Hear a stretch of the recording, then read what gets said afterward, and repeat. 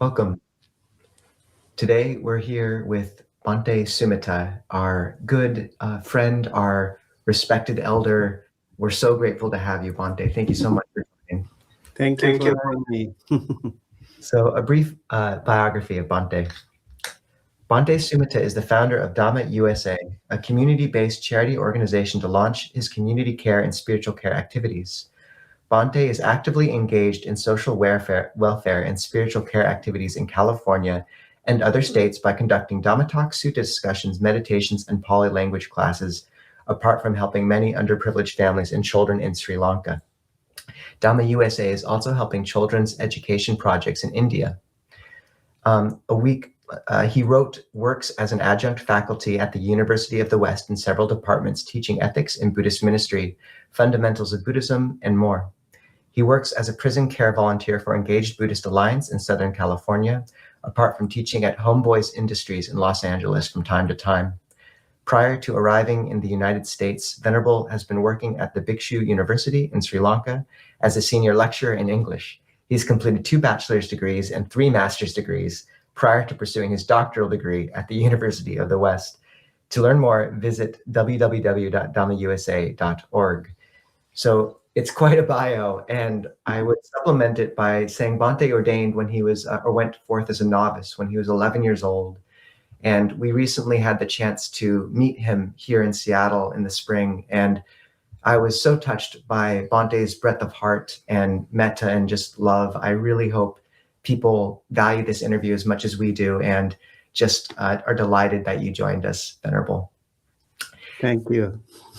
So to start out, Bhante, I wanted to ask just a little bit about your spiritual biography. How did you end up going forth at 11 years old, which I believe at this point means you've been in robes for 45 years. It was your birthday yesterday. How did you end up going forth at 11 years old, and what key moments of faith kept you in robes all the way from the age of 11? From childhood, I felt a natural attraction to the Buddha, the temple, and chanting, and the peaceful life of the monks. For some children, joy is in games. For me, there was also joy in the shrine room, in listening to Dhamma, in watching the dignity and simplicity of monastic life. That early faith was not only emotional, it felt like recognition, as if this path was already very familiar to my heart. What kept me in robes was not one dramatic event, but many small confirmations over the years. The Dhamma kept proving itself true when I practiced restraint, mindfulness, loving kindness, gratitude, and contentment. The mind became lighter. I could see directly that sense pressures promise much, but do not satisfy deeply. The robe kept reminding me of a higher purpose. Not to live only for myself, but to live for truth, service, and liberation. Also, good teachers helped a lot. Without Kalyana Mittas, spiritual friendship, I think it's very hard to continue. Faith begins, the journey, confidence makes it more stronger. But wise guidance, I think, in my opinion, sustains it.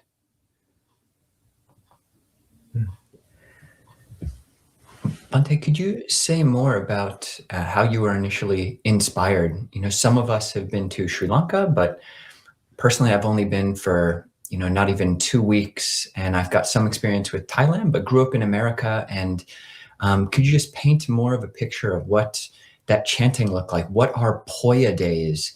and what was the whole scene around the monastery that was so beautiful, and then leading into what was it like being just a teenager in one of these monasteries. So in Sri Lanka, I think it's very normal. In Sri Lanka, to become a monk or to enter the order, like in my family, we had 7 siblings. So it's a big family. And also in those days, one out of every family, almost every family becomes a monk, at least for a while. So maybe I was the chosen one. I was asked by actually quite a few elderly monks, senior monks, some abbots in and around our area, because when we attend the Dhamma school, when we go to the school, I think the monks those days, they were also kind of watching us. So some of the monks, they were asking my mom, can you offer your child to the sasana? And once she asked me, I was already okay. I was really happy. But I had 4 sisters, and they were not really willing. They were like kind of trying to scare me. And they said, "Dog, be careful, because the monks they have a cane under the pillow. So if you do something, they will punish you." I said, "Okay, I'll see." And so once I went to the temple, I never looked back, and I felt very comfortable. I didn't feel like homesick. And in temples in Sri Lanka, that is the setting. So when we go there, we kind of get a training for a few months, like not to eat dinner. And being a little child, that was a little hard. But I think I got used to it. And then we learned how to wear the robe, like using my blanket. I tried to become like a monk. And then it's actually a beautiful culture in that country.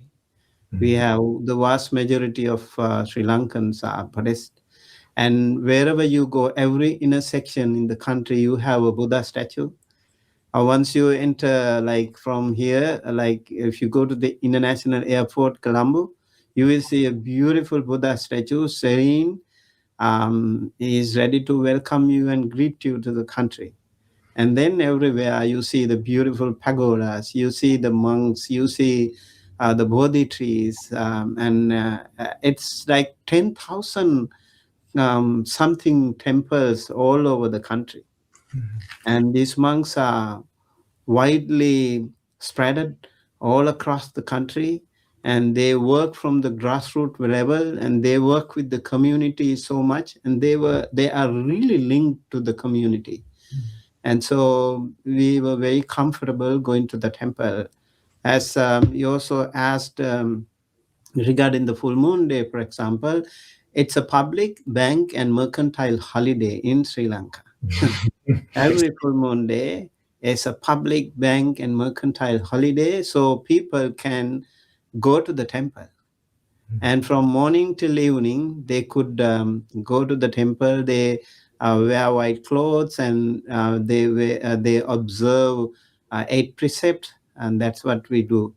And when we were little, we used to go with our moms and our grandparents too. And it was really nice, because we listened to many Jataka stories, chantings, and Dhammapada stories. The monks had different sessions where sometimes they would chant some sutta, sometimes they would give Dhamma talks, and sometimes we also listened to stories. So it was fun. The scene in the airport stands in stark contrast to airports I've been in elsewhere, where I think someone approached another monk with a perfume named Samsara and Mara. So I like the Colombo version a bit better. Right. But Bhante, I could imagine people asking about the type of love you gave up when you ordained in terms of family and children. But one thing I remember very distinctly about your visit was how you constantly spoke about and embodied loving kindness. You had a practice where before you walked into every room, you would stop and take a second to wish everyone in the room, may they be happy, may they be healthy, may they be well. And I've been doing that ever since. And you even talked about being able to try and tame animals from far away using loving kindness.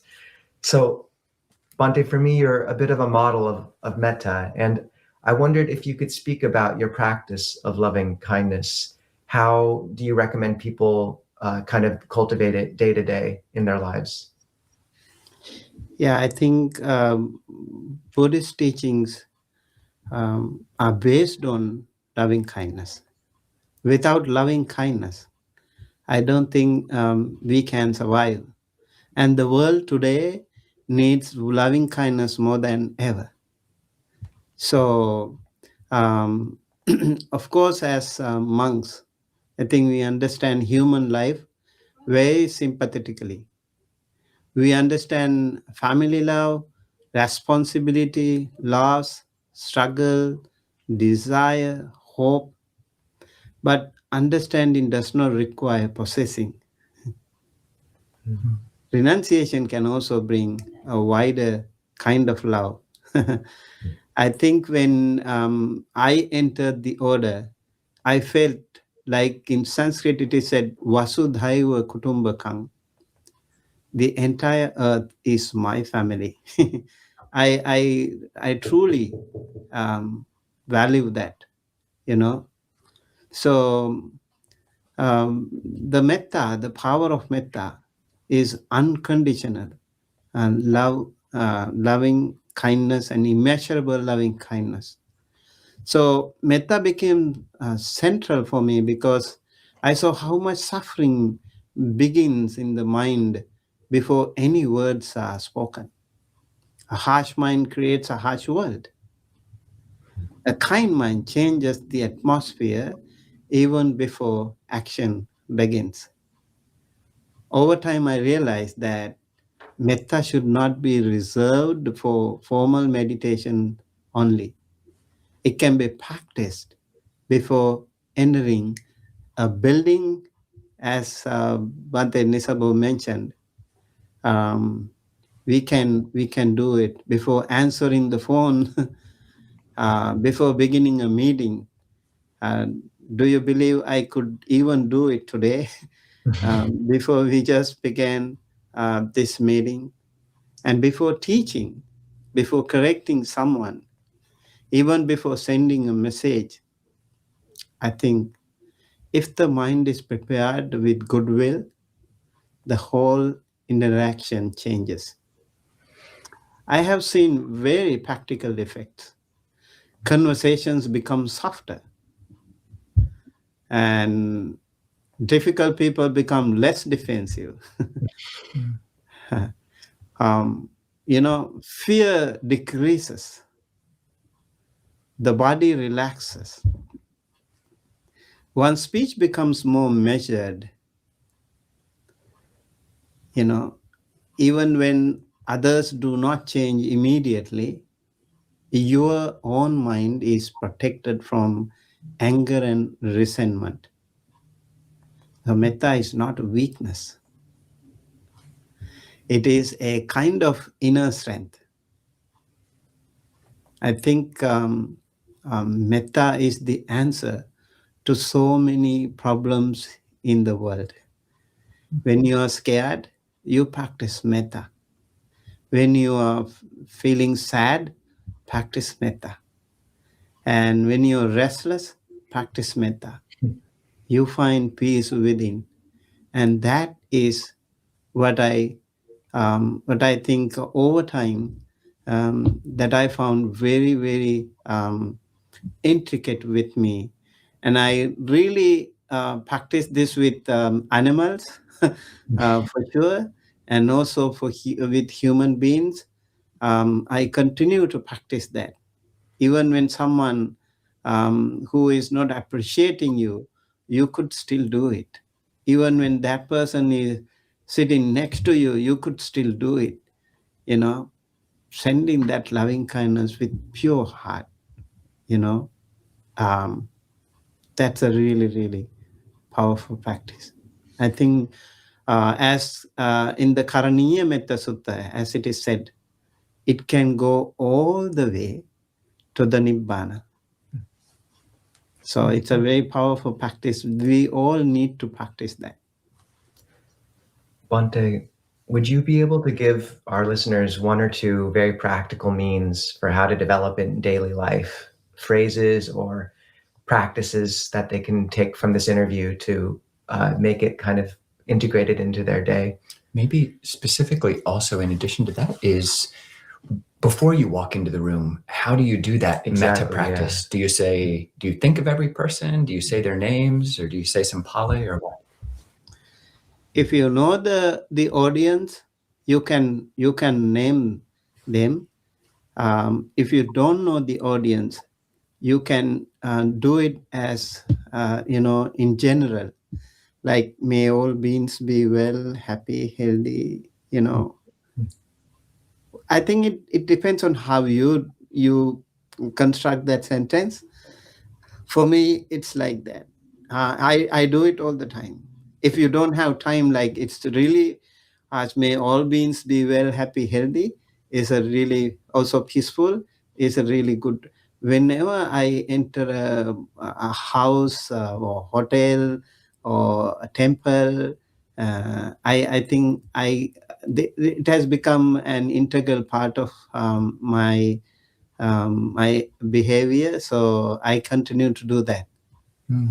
I invite everyone to do that, because when you do that, you feel the confidence within you. Like when you enter let's say enter an assembly of people, like lots and lots of people, you enter a playground where hundreds and thousands of people are there. Before entering, may all beings be well, happy, healthy, and you feel like you are like a superstar.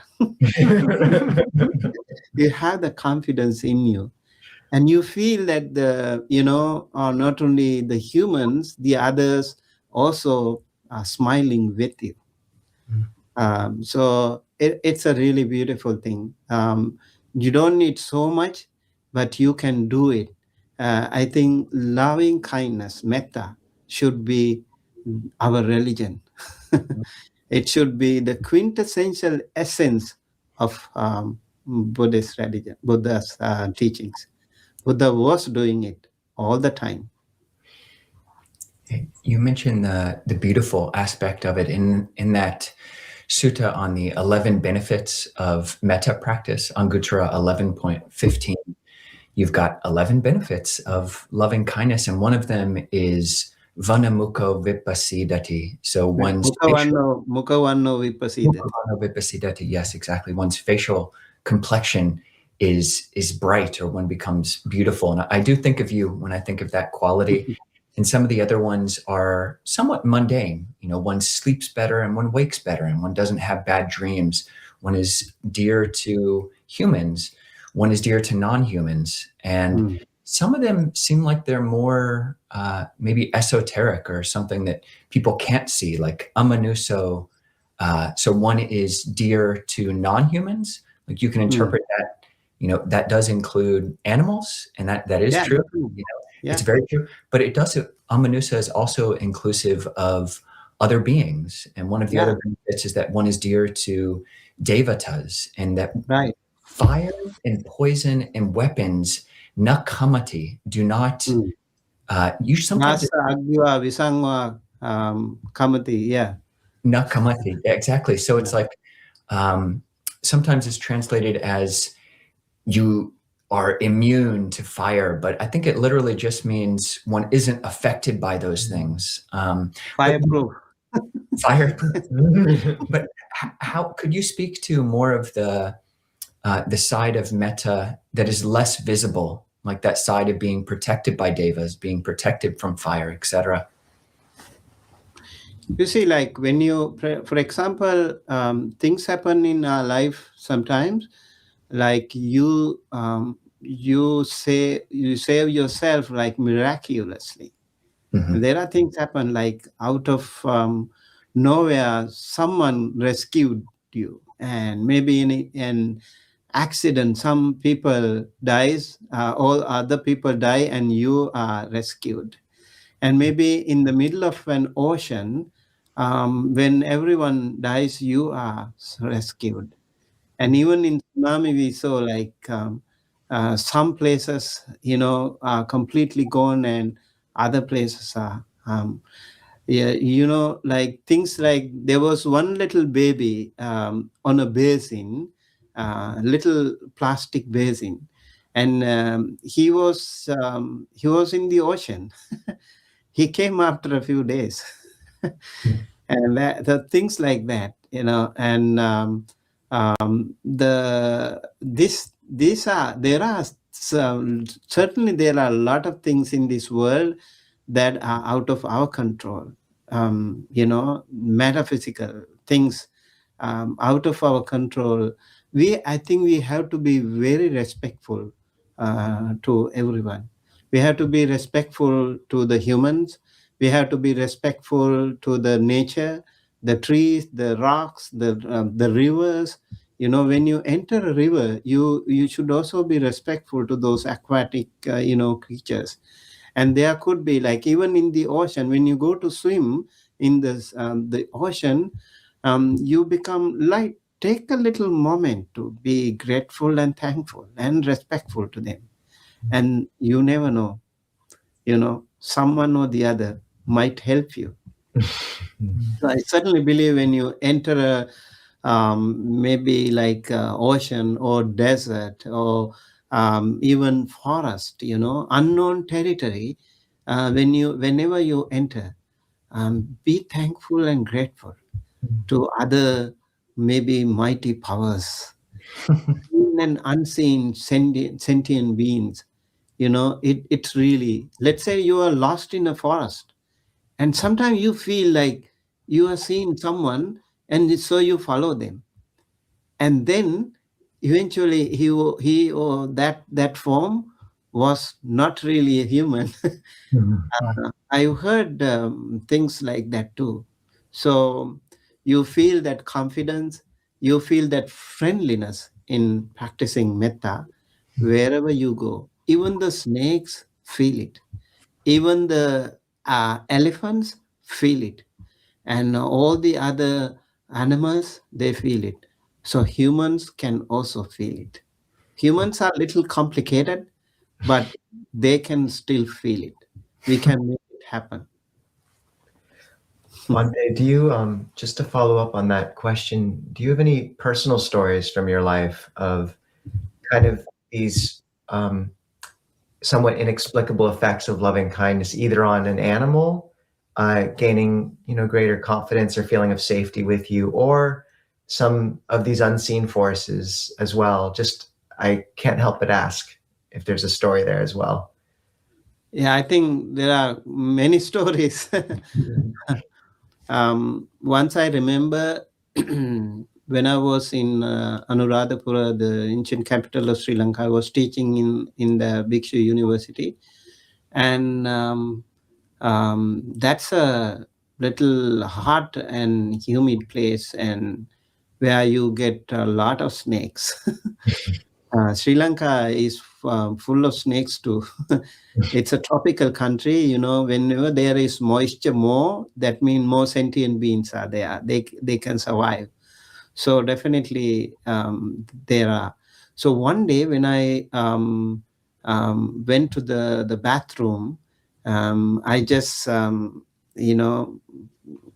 just wanted to wear the slippers before entering, and I felt something glittery underneath, and I did not press. I just turned the light on and saw, and there was a snake. And he was like curling and doing like that, showing the hood. And I carefully took him in a plastic bag and I release it to the nature. I had many different stories. One time, I think the most amazing thing, one day I went to Polonnaruwa, Sigiriya. It's a very ancient. Also, a lot of people love that place, Sigiriya Rock. And my maternal uncle is there, so I used to go there, and we have like a lot of wild elephants there. And so in the evening, we went with my brother-in-law and other people for a walk to the lakeside. And I was leading, I was going in the front, and actually suddenly there was a massive wild elephant.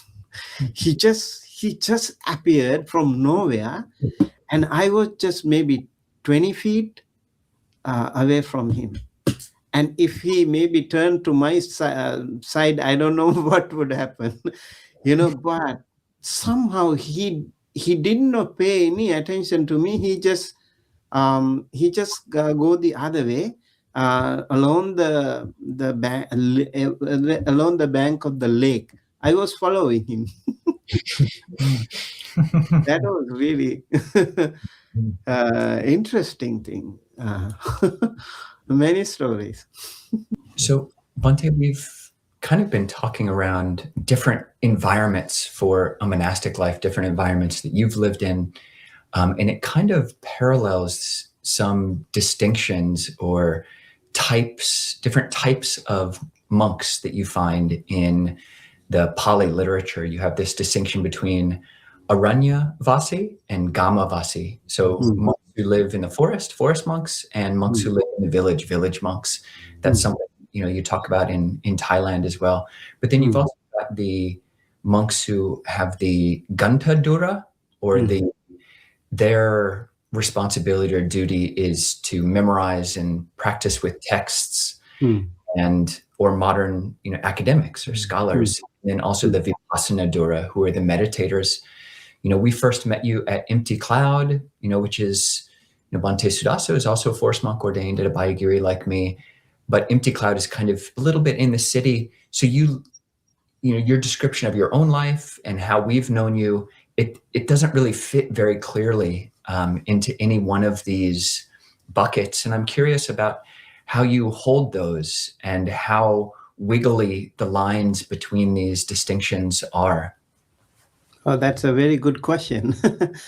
I think from our temple, our tradition is, of course, Gramavasi. We are not Aranyavasi. So we are not like forest monks from the beginning. But the kind of training that we had in our temple was more parallel, more closer to, I think, forest tradition. My master, for example, he never wears slippers, and he never touches money, and he was always wearing 3 robes when he goes out, and he was also having alms bowl, and also traditional palm umbrella. So those are very traditional setup, and we had to make our own robe. We had to make the dyeing process. Everything was very traditional. And then we also had to make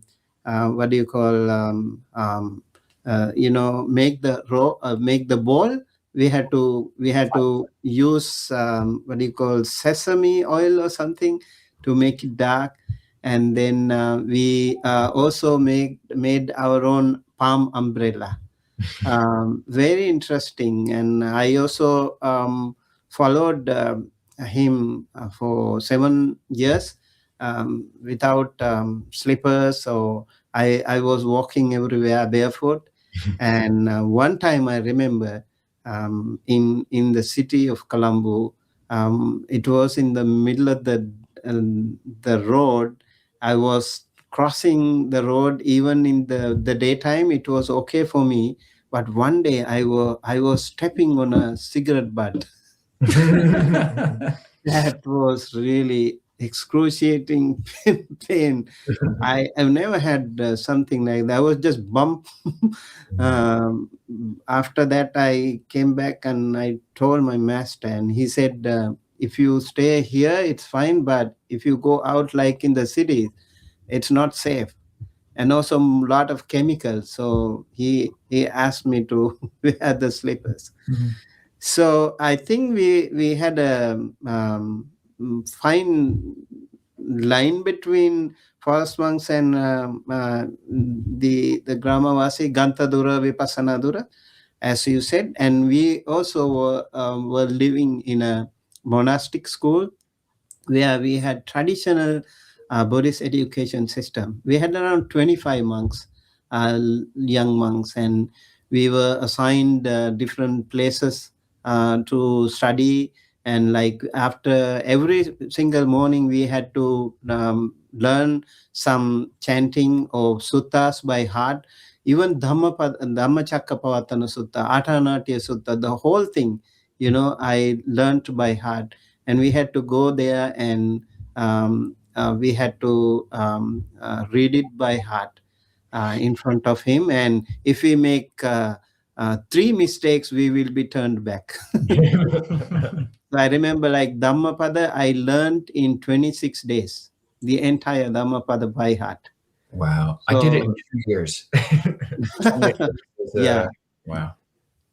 Yeah, so I think that's really very interesting. We have that system in the country where the monastic schools, that traditional education, and also the secular subjects like English, maths, languages, and science, history. We learn them also. Yeah, along with the traditional Buddhist teachings. It's I think there's only 2 monastics or maybe 3 I've met who've been in robes since the age you were at. I think Bhante Gunaratana also, went forth as a novice around the age of 11. And first, I want to invite the audience to type questions into the chat if they have them. But a question for you, Bhante, speaking about your path and going to this monastic school and more.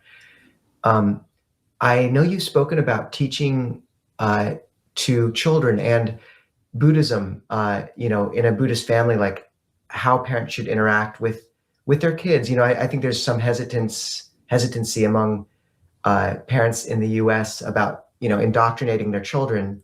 And yet I also know you've spoken about the gift it is to give a child that deep wellspring of faith from an early age where they can tap that. And I wondered if you had any thoughts about how people who are Buddhist and want to kind of share that with their children, how they should think about it or what they could do to bring that as well. I think we should remember that children are our future. They are if we train them, if we show them some good path, they will always be in the good path. And in our traditional Buddhist countries, Sunday Dhamma school is a must for all the school kids. So Sunday is reserved for Dhamma school. And over there, what we teach them is important to remember here also, because we teach them how to respect the elders, how to practice mindfulness, how to stay focused, and how to practice loving kindness, generosity, how to be helpful to each other. And things like very wonderful general, and also like life in general, along with the Buddhist doctrine, where you can survive anywhere in life when there are lots of ups and downs. Today the kids, I noticed them. I met actually a lot of kids here, like even college students. When I met them, they were like, they were in lot of tension.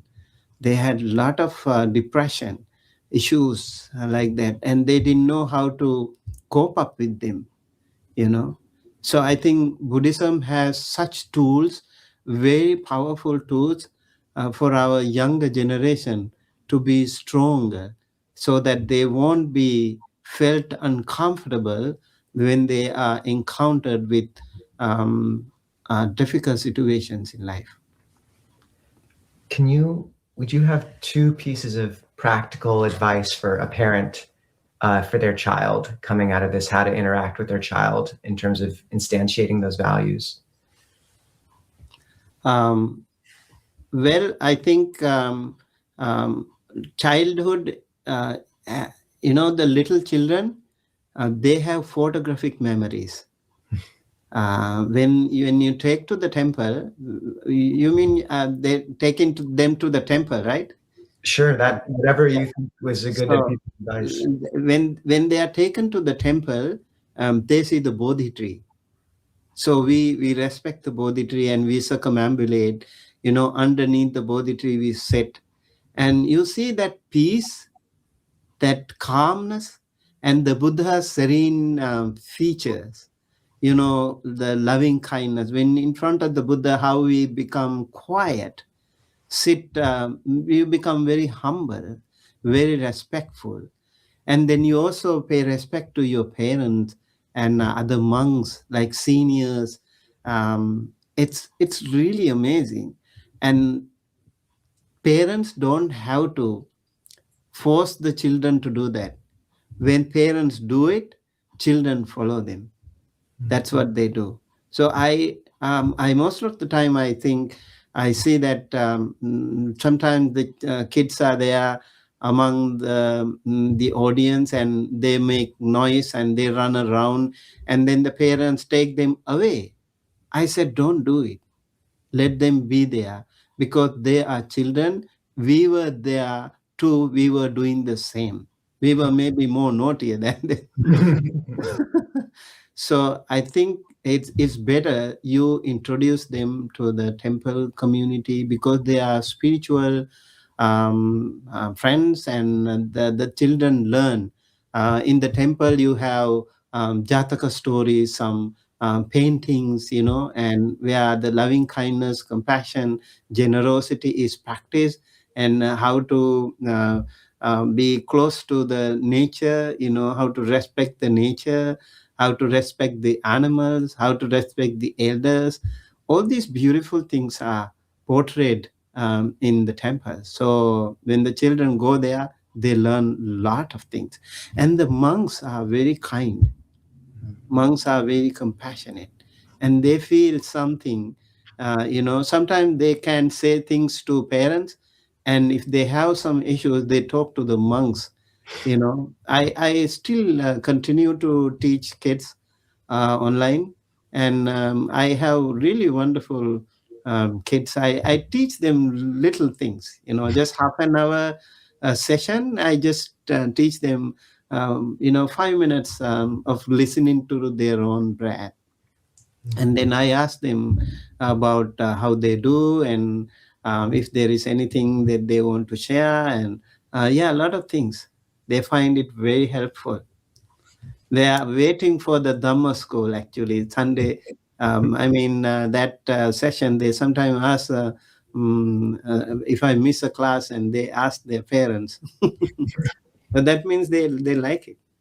Yeah. Well, I'm curious specifically about that. I mean, when you were a child and in Sri Lanka, maybe even today, is Sunday school an all-day event, or is it like Sunday school in Christian America, where it's like maybe 1 hour in the morning on a Sunday?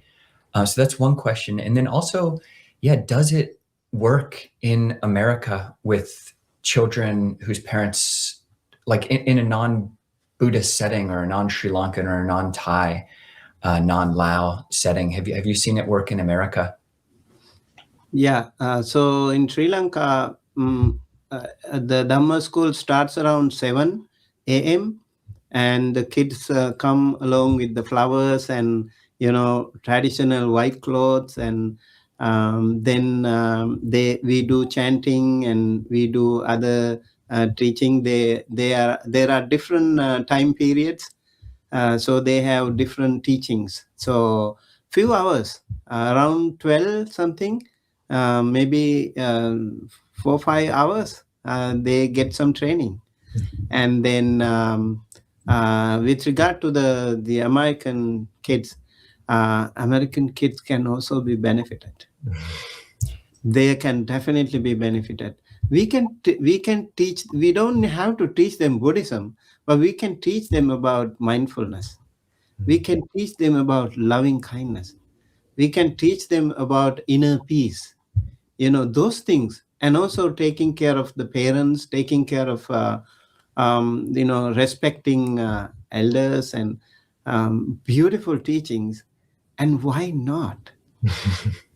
Why not? The American parents will be so happy when their children, feel comfortable in their life. We don't want to make them like Buddhist. I don't think so. I never am interested in converting someone to Buddhism. I am very concerned if someone can be made a better human. Yeah. That's what we all should do. I think we monks, we always do that. And that's why when we do peace walks, when we go to different places, hospitals, prisons, we don't have Buddhists over here. And we just teach them loving kindness. We can just teach them mindfulness. And why not? You can become a better, comfortable, and confident and peaceful human being. That's beautiful. I wish I had had you as a teacher for the 43 years of my life.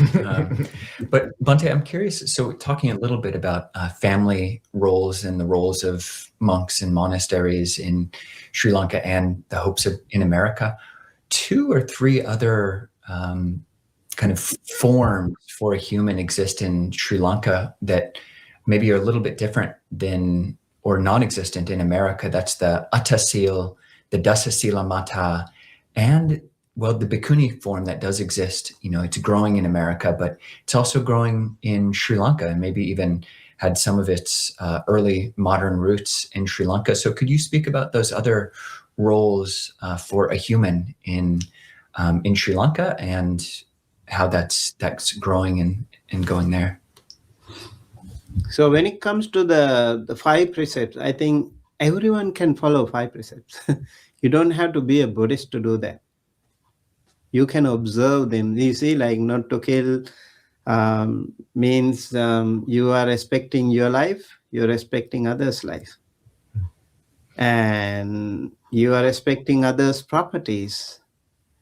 So your property will be rest assured. You don't have to worry about like insurance, because you are doing it for others, and in return you will be also protected. Same thing with the family. When you respect others' family, your family will be respected. When you become a truthful person, everyone will trust you, everyone will respect you. And when you are away from intoxicating drinks and drugs, your wisdom will shine. Your wisdom will not be clouded. And then when it comes to the other 3 extra precepts, very interesting. I think in Buddhism we are taught how to let go, how to get rid of things like cravings, desires. Eating is a big issue. Right? People go one after another, from one restaurant to another, one style to another. They really love food. And so here on full moon day, they don't eat solid food in the afternoon. So people are trained how to let go things, your desires. And then everyone loves to be beautification, decoration, entertainment, and here in the 7th precept, you are trained. Maybe once a month, you get rid of it. No makeup. Mm. You become closer to the nature. Come on. You can see yourself. I think a lot of people saw themselves during the pandemic because they didn't have time to go to salons. They were closed. I remember like some online teaching, they didn't want to show their face. Like, like they were like aliens. See, we monks, we don't have to do that, so we are always ready. Yeah. We always look like aliens. Yeah. What was the other question, Venerable? Well, just so that's the 8 precept people keeping at least once or twice a month. But then the Dasa Sila Mata, what is this 10 lay precept female form, and then also bhikkhunis. Right.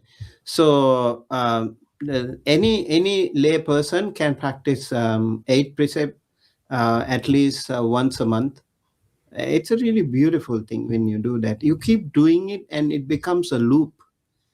Every month. Full moon day, we have to go. We have to practice. And then when it comes to the Dasa Sila Mata, the 10 precepts practitioners, it's like a lifelong commitment for them. We want to practice 10 precepts for the rest of my life. I don't want to be, attached to any secular life anymore. And that's a really powerful commitment. Very, really amazing. We have tens of thousands of them, those Dasa Sila Matas in Sri Lanka. And they And wear in 19, yeah. they wear white or brown? That's an interesting question. So in Sri Lanka, they don't wear white. They wear like yellow, like a robe. And they also live in different like temple like places. They have their own Sila Mata aramas. And they've given up money as well. Yeah. They are like Sila Mata aramas.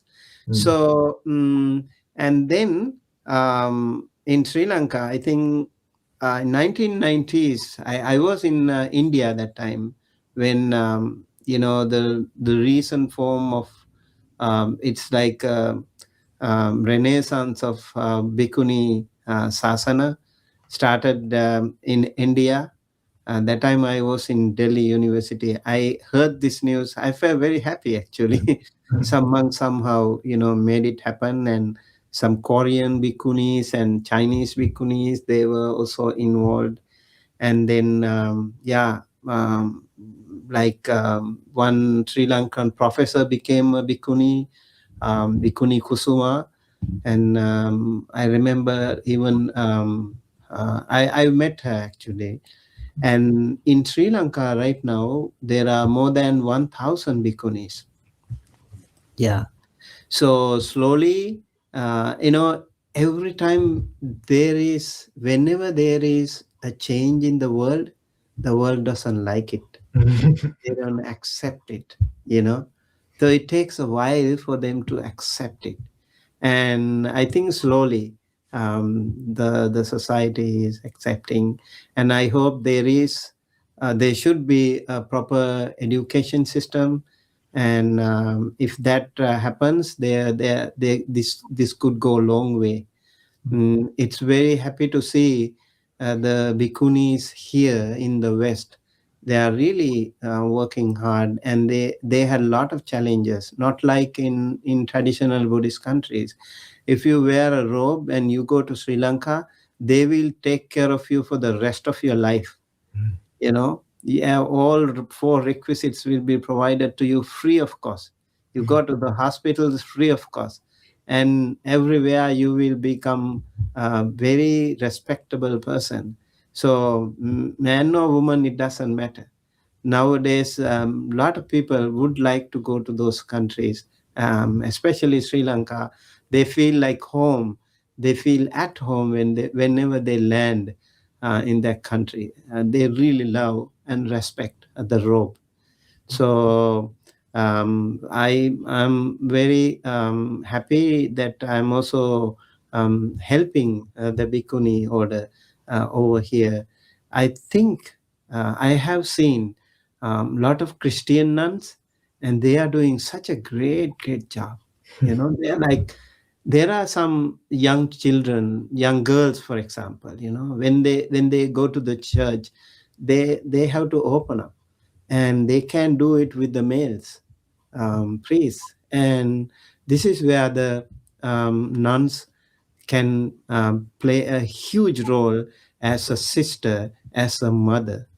So I was always thinking, if we have Buddhist bhikkhunis, they can also do so much for the betterment of the women in the world. So we can never play the role of a woman, a mother or a sister. It's very different, and they feel much comfortable talking to a lady bhikkhuni rather than to a monk. So I think it's really very helpful. And if Buddha was here today, he would definitely say okay to that.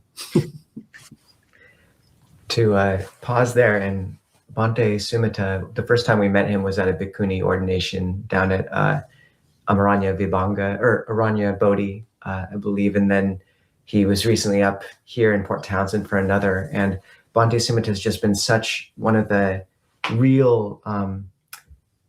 really helped revive the bhikkhuni order here in the US by just going to all these ordinations and being such a support. So just pausing to honor that venerable, and just, really, I think if there's that renaissance, it'll be in part due to what you've brought. I'm sorry? If there's that renaissance, as that happens, I think it'll be in part due to your efforts as well. Yeah, thank you so much. Yeah, I think we'll do whatever we can. I notice, like, it's not like monks, for them it's very hard. It's very challenging. Their support system is less. So I think I always encourage people to support the bhikkhunis, because it's very hard, especially Aranya Bodhi Hermitage. When I went there, I was so surprised and really, really impressed how these bhikkhunis dedicate their life and energy.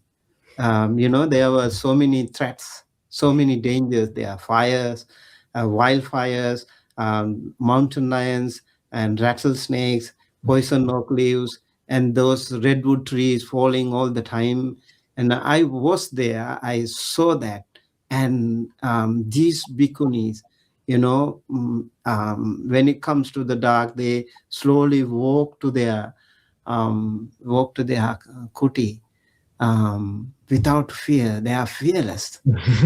And that's really amazing. I mean, I felt really, I've never seen bhikkhunis living like that, and their dedication, their sacrifice, truly commendable. We all should help, because I think Ayata Thaloka and all the other bhikkhunis, they are doing a tremendous job in restoring Buddhism in the West. So we need to give them full credit. We need to, I think, support them for that, because certain things are there for we monks can do. So we need their help. I think we need more sisters and mothers, and they need more. Probably they need more formal education, Buddhist education, and also a good support system. That way they can thrive. Bhante, I want to bring in two questions from the chat, because we're going to have, we have one question.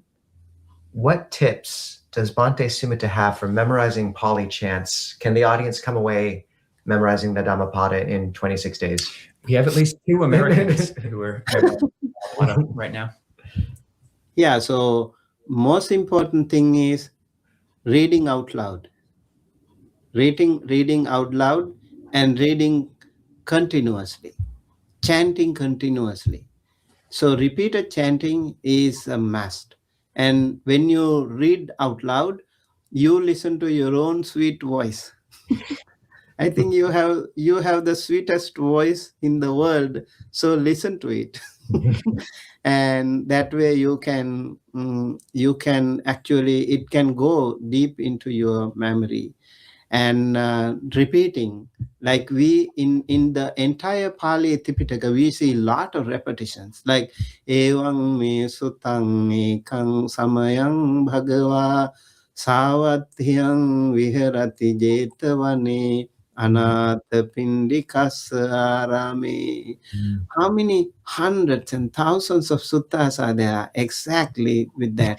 So this repetition is part of the Bhanaka Parampara. So the monks were learning them by heart, and that's why we have repetition. So repetition is a good thing. So you need to repeat. So for example, we have chanting books. I rotate the chanting. Even now, if I don't chant like Dasadhamma Sutta, Mangala Sutta, Ratana Sutta, Karaniya Metta Sutta, Khanda Paritta, Mettanisansa Sutta, and then Maha Kasapat Thera Bojanga, Maha Chunda Thera Bojanga, Maha Mogallana Thera Bojanga, then Dhamma Chakkapavatana Sutta, Maha Samaya Sutta, Atanati Sutta, all these suttas, and all the other suttas. We have a collection of suttas, and I continue to read one by one. That way I have that, continuous flow. And it's really wonderful. You can practice Dhammapada chanting, like read it one chapter a day, and read it maybe several months, maybe one whole year if possible, and you will feel like very comfortable in remembering things. Okay. Yeah, thank you so much for your time. And just to mention to people who don't yet know, you've taught several, half year or full year long Pali classes, and have currently started. And I've been very happy to see that Ayananda Bodhi and Venerable Silananda and Satima and Brianna Garika Kema are all joining. That's wonderful. Is that still open for this year, or do people have to wait for the next round? Yeah. I think we started at the University of the West with 5 people. That time it was just a club, UWest Pali Society.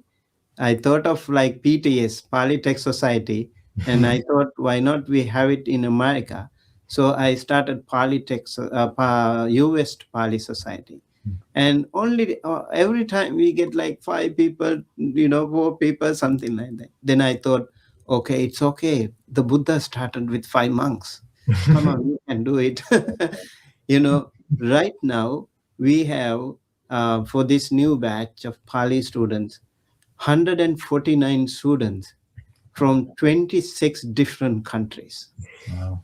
And you will be surprised, like the number of countries that are participating, so enthusiastic to learn, this Pali. And I make sure that they all, I have proper structured course, and also I use certain new games, like Quizlet, for example. I use it, and so they feel comfortable, and Google Classroom, and we have a lot of support system, WhatsApp group and Facebook group, and they can continue to ask questions, and it's a beautiful thing. Yeah, I really, really enjoy teaching Pali. And recently I also taught them a new Buddhanusati Bhavana, like, declining Buddha Saddha, Buddho Buddha, He Buddha Buddha, Bhavanto Buddha, Buddhang Buddhe, Buddhena Buddhebi Buddhehi, Buddhaya Buddhasa Buddhanang, Buddha Buddhamma Buddhasma Buddhebi Buddhehi, Buddhasa Buddhanang, Buddhe Buddhami Buddhasming Buddhesu. This is all about the Buddha in all forms of the Buddha, and all different variations of the Buddha meaning. So I ask them to read it 100 times, 1,000 times a day. So you feel comfortable, and you are also practicing Buddha Anusati that way. That's awesome. And so should people go to info@dhammausa.org to learn more, or email you there? Yeah, they can email info@dhammausa.com. They can email, and also they can subscribe to our channel, Dhamma USA YouTube channel, and those are free of cost. People can watch, and they can learn in their own pace. If they want to keep up with our course, maybe we have already done 10 classes. If they still can manage, anyone is welcome aboard. So they have to do some exercises, assignments, so that way they can keep up with the class. Bhante, we'll also link to that in the description. And I do think we've used an hour of your time, but we're going to move over to Zoom about now. And I'll paste the link into the chat, and people can ask additional questions there. We didn't get to the final one. Okay. But maybe before we end, Bhante, if you wouldn't mind just giving a blessing to us and those listening in Pali, and then maybe the English translation, that would mean a lot to all of us. Okay. All right. Thank you very much once again for Ajahn Nisabo and Ajahn Kovilo for inviting me to this event. And I would like to take this opportunity to invoke blessings upon each and every one of you. You two wonderful brother monks like Sariputta Moggallana, wonderful Kalyana Mitta friends. Hopefully you can also attain Nibbana together. And also your community is very, very beautiful, wonderful community, and you are growing together. I noticed that, and I really want to wish you all the very best of luck, long life and good health to continue your good journey with the blessings of the Buddha Dhamma Sangha, with the blessings of the Devas and Brahmas and all the wonderful Kalyana Mitta friends. May you all be well, happy, healthy, safe. And with that, I would do a short chanting. Sabbitiyo vivajjantu sabbarogo vinassato mate bhavatvantarayo sukhe dighayuko bhava bhavatu sabba mangalang rakhantu sabba devata sabba buddhanubhavena sada sotti bhavantu te bhavatu sabba mangalang rakhantu sabba devata sabba dhammanubhavena sada sotti bhavantu te bhavatu sabba mangalang rakhantu sabba devata sabba sanghanubhavena sada sotti bhavantu te abhivadana silisa niccang buddha pachayino chattaro dhamma vaddhanti ayuvanno sukhang balang ayurarogya sampatti sagga sampatti mevacha ato nibbana sampatti iminate samijjatu. Sadhu, sadhu, sadhu. Thank you, Bhante. Do you want the meaning also? Oh, you just disappeared. No, a good exit. Thank you, Bhante. What did you ask? I'm sorry. If we We want want the meaning. Oh yeah. Yes, please. So sabbitiyo vivajjantu sabba rogo vinassatu mate bhavatvantarayo sukhi dighayuko bhava. Like may all dangers, all discomforts be gone, and may all sicknesses, diseases be gone, and mate bhavatvantarayo, may no danger come to you, and sukhi dighayuko bhava, may you live long and happy. And then bhavatu sabba mangalang, may all good be with you. And Rakkantu sabba devata, may all celestial beings protect you. And sabba buddhanubhavena, by the power of the Buddha. And sabba dhammanubhavena, by the power of the Dhamma. Sabba sanghanubhavena, by the power of the Sangha. Sada sutti bhavantu te, may you always be good. And then abhivadana silisa, when you keep respecting elders. And nichang vadha pachayino, chattaro dhamma vadhanti, when you do it, 4 dhammas will develop in you. Ayu, Vanna, Sukha, Bala. That is long life and good complexion. And then Sukha, the comfort. And then Bala, the energy. And then, and then eventually, Ayuvanno Sukambalang, Ayurarogya Sampatti, Sagga Sampatti Mevacha, may you all be with good health, and Ayu means long life and good health, and Sagga Sampatti Mevacha, may you be born in heavenly realms, and Ato Nibbana Sampatti, and eventually may you attain the supreme bliss of Nibbana. Sadhu. It's your first Pali class, everyone. Bhante, thank you so much. Thank you. We'll jump over to Zoom now for everyone to join if you want.